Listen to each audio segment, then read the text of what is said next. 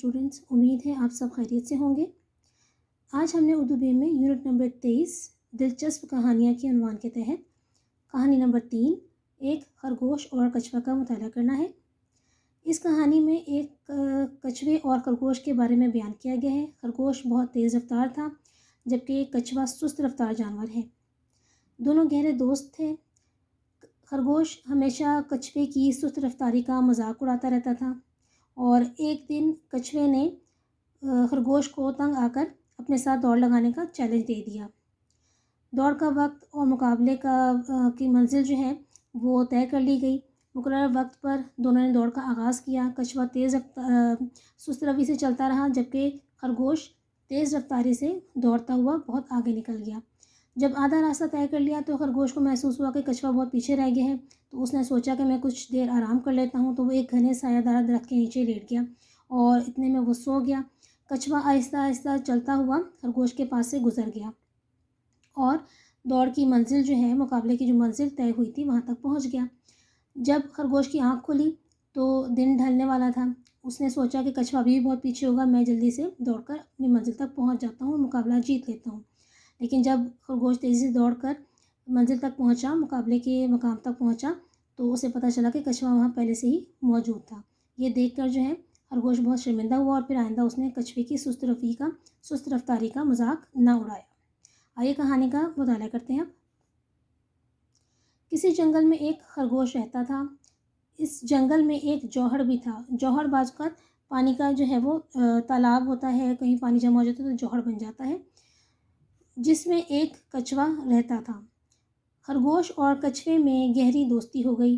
दोनों अक्सर इकट्ठे होकर मीठी मीठी बातें करके अपना दिल बहलाते थे।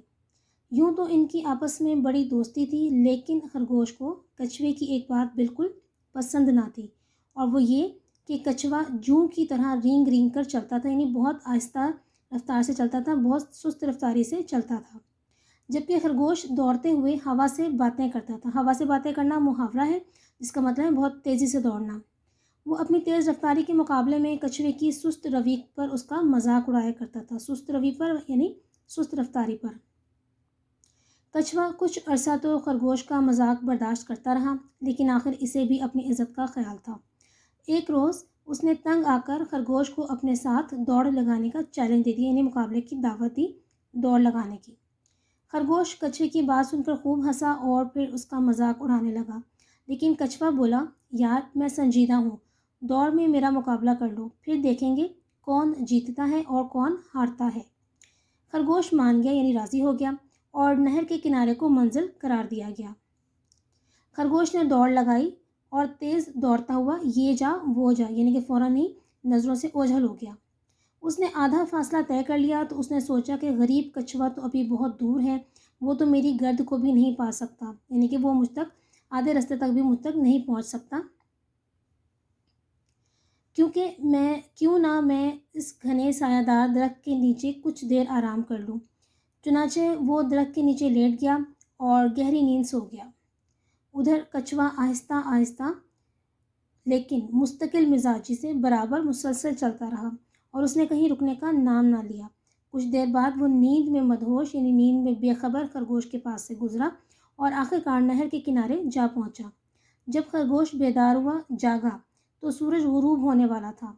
उसने सोचा कि मैंने बहुत देर कर दी है, लेकिन खैर कोई बात नहीं, कछुआ मुझे हरा नहीं सकता। ये सोचकर वो सरपट दौड़ा, यानी बहुत तेज़ी से दौड़ा, लेकिन इसकी हैरत की कोई इंतहा न रही जब उसने देखा कि कछुआ उससे पहले ही नहर के किनारे पर मौजूद है। खरगोश दौड़ में कछुए से हार चुका था।